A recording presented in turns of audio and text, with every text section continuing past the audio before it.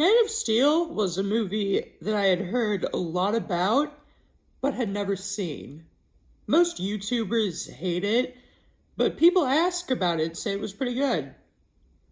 Then I saw the fairly high IMDb score, but knowing how people spam 10 out of 10 ratings on Snyder's movies, I wasn't entirely sure. I saw the critic reviews, which made me feel like this would be a mess. So I saw it, and honestly, it was great. I mean, I can see why someone wouldn't like it, of course, because there is a lot not to like. It's bizarre, there's very little character development, and it has bad dialogue at points, but for the most part, it's pretty fantastic. So let's get into it, shall we? The look. This movie looks absolutely amazing for the first two-thirds.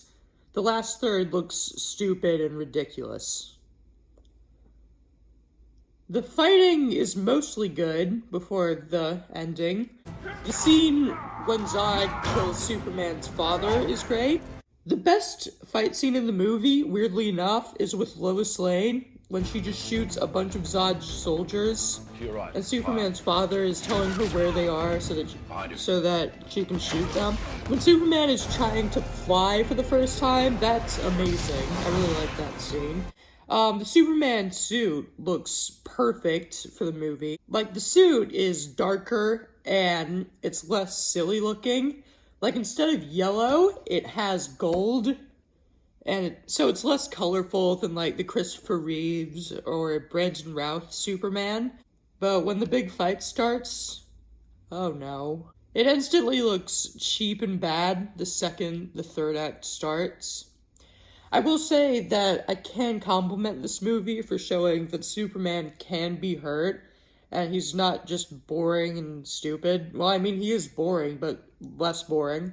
There still aren't really stakes, but it's something. I like how violent it is, though. Like, Clark Kent slams Zod into buildings, scrapes him against broken windows, twists his neck to kill him. It's just fascinating what Snyder was able to get away with a PG-13 rating. The plot. The plot is a little weak for my taste, and most people's taste. It doesn't really build up to the third act that well. It sets it up. It just kind of forgets about Zod, and then they throw him back in halfway through.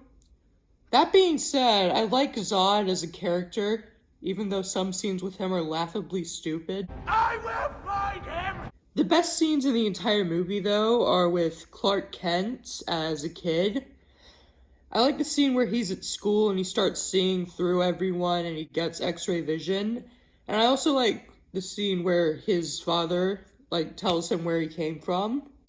I also like how Snyder shows that Superman is humble by showing him visit a priest for advice, which is interesting. Another thing that I want to mention is this movie has aged pretty well. Everyone hated it at the time, but after 7 years of garbage and following trends from DC, there are exceptions to that, but mostly just following trends. This movie is looked upon much better now. After BVS, a lot of people forgave this movie because it is much better than BVS. And after Suicide Squad, Justice League, and Aquaman, all of which are awful, this movie has been shown to be the best movie in the DC Expanded Universe. No, Wonder Woman is not better. It's just a copy of Captain America and Thor. The acting in this movie, for the most part, is pretty solid. Henry Cavill looks exactly what you would imagine Superman would look like. He's kind of rigid and he has no charisma at all, but he has his moments. Funny enough, the kid actor for Superman is a better actor than Henry Cavill. He's a better Superman. His scenes are all great, and Kevin Costner's scene with him is one of the best scenes I've seen in a superhero movie. Amy Adams as Lois Lane is a little boring, but nowhere near as bad as she is in BVS or Justice League. Michael Shannon as Zod is very hit or miss. He can be good at times, but most of the time, I will find Yeah. I mean, at least what he wants to do makes sense, and he has a motivation that isn't stupid. Like, it isn't really fleshed out, but it's at least there. Unlike in like BVS or Justice League, when the villains have no reason to be doing what they're doing. Diane Lane's performance as Martha was underwhelming, but I can see that Snyder wanted to show Superman's strong connection with his mother so that he could call back to it in BVS. Why did you say that there? It didn't go well. It was one of the worst scenes in any movie I've ever seen, but at least he called back to it. It wasn't for nothing. Russell Crowe actually gives the strongest performance, which is weird because he's like the worst actor in Hollywood right now. He's definitely the worst actor in every movie he's ever been in, except this one for some reason. I don't know why he's so good in this one. Everyone else is pretty good. Let's see, Lawrence Fishburne is a decent minor antagonist who overall has really no reason to be in it, but, I mean, meh. Zod's soldiers that have lines are okay. Just everyone is pretty good. The writing. This movie was written by David S. Goyer, the writer of the Blade trilogy and the Nolan Batman trilogy. So he's written the best and worst trilogies ever. He does a pretty good job. My main problem with the movie was the lack of any character development from Superman, at least after his father dies. But I mean, it's Superman. He's supposed to be boring. I can forgive Snyder and Goyer for failing to try to do something new. My favorite scene with Cavill as Superman, though, was when he turns himself into the government. They try to be fun for just one scene, so he just breaks his handcuffs like they're absolutely nothing. I wish the movie had more scenes like this because it's a fun Superman. Superman is supposed to be fun. The scene feels weirdly natural despite being so unlike anything in the movie.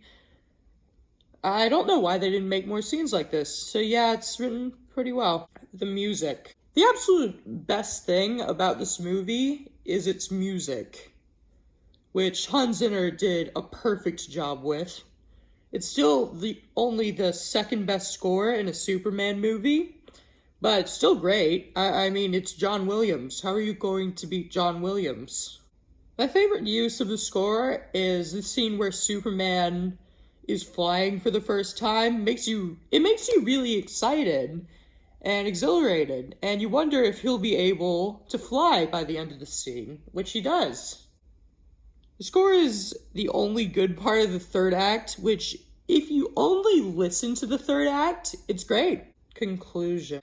Overall, there is a lot to hate about this movie. The pacing is slow, there's very little character development, and the third act is pretty bad. But overall, I really like Man of Steel. Say whatever you will, Snyder clearly cared a lot about this movie, and he put tons of effort into it. I was entertained throughout the entire thing, and it was pretty good. So those were my thoughts on Man of Steel. Hey, wait, why is it called Man of Steel? Why didn't he just call it Superman Begins, or Superman Forever, or The Dark Superman? I don't know. I don't know. So, oh, how about Superman and Robin? Or, oh, I got one. How about The Man of Steel Rises? The title is pretty bad, I'll say. It's trying to copy, the darkness of the Nolan trilogy with The Dark Knight. Batman has a cool name as The Dark Knight, and Superman should have a cool name, so he's the Man of Steel. So yeah, those are my thoughts. Tell someone, tell anyone, tell everyone. Oh, and, okay, bye.